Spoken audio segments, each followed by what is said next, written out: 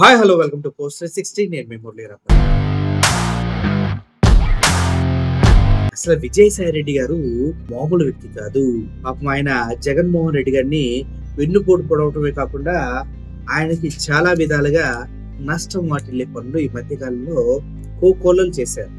మంత్రి పదవికి చాలా కాలం వ్యాలిడేషన్ ఉండగా దాన్ని అర్ధంతరంగా టీడీపీ కోసం బీజేపీ కోసం రిజైన్ చేశాడు. ఎప్పుడైతే సిట్ అధికారులు ఆయన విచారణకి పిలిచారో ఆ ముందు రోజు వెళ్ళి టీడీపీ వాళ్ళని కలిసి నేను ఎలా ముందుకు వెళ్ళాలి, వాళ్ళ పైన ఎలా చేయాలి దాడి అన్న విషయాన్ని క్లారిటీగా రూఢీకరించుకొని జగన్మోహన్ రెడ్డికి సంబంధించినటువంటి వ్యక్తుల పేర్లన్నింటినీ ఆయన చెప్పేసి వచ్చాడు.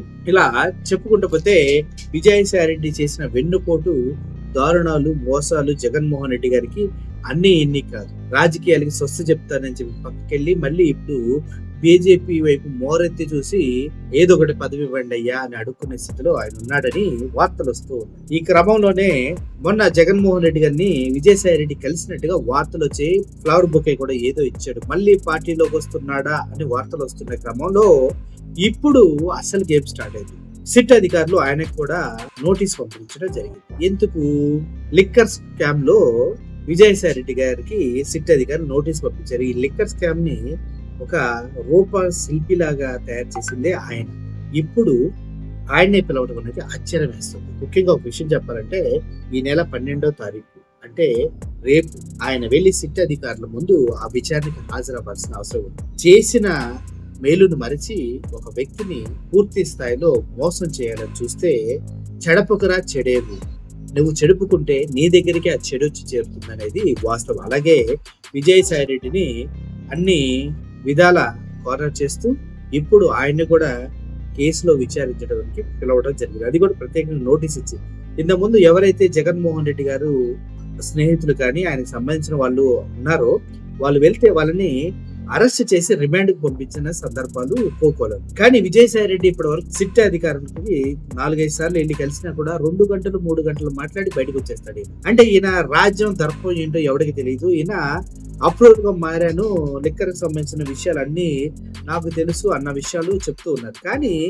ఈ వ్యక్తి చెప్పిందంతా అబద్ధం. ఒక్కటంటే ఒక్క అనా పైసా కూడా జగన్మోహన్ రెడ్డి గారికి లిక్కర్ డీలింగ్స్ లో రాలేదు. అంతా క్రమబద్ధంగా అంతా యాజ్ పర్ రూల్స్ జరిగాయి అన్నది వాస్తవం అంటూ చెప్తున్నారు. ముఖ్యంగా విజయసాయి రెడ్డి లాంటి వ్యక్తిని పక్కన పెట్టుకోవడమే జగన్మోహన్ రెడ్డి గారు చేసే తప్పు అంటూ కూడా చాలా మంది చెప్తున్నారు. ఎందుకంటే వైజాగ్ లో వైఎస్ఆర్సీపీ పార్టీ పూర్తి స్థాయిలో నిర్వీర్యం అవడానికి కారణం విజయసాయి రెడ్డి కారణం అని. అక్కడ వైజాగ్ పోర్ట్ లో డ్రగ్స్ వచ్చాయని, కంటైనర్ అని, 25,000 టన్నులని అది ఇదని వార్తలు వచ్చినప్పుడు కూడా దాని గురించి ఖండించలేకపోయినటువంటి వ్యక్తి.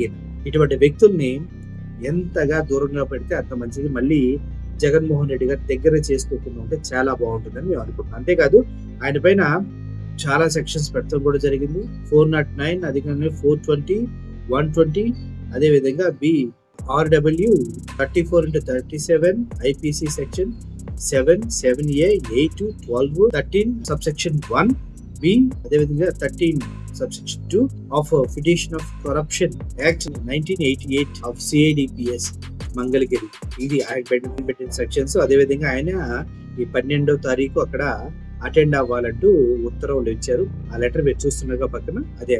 సో ఇది మొత్తానికి విజయసాయి రెడ్డి దెబ్బకి దెబ్బ. ఈసారి విజయసాయి రెడ్డి డబ్బా అంటారు. Thank you for watching this video.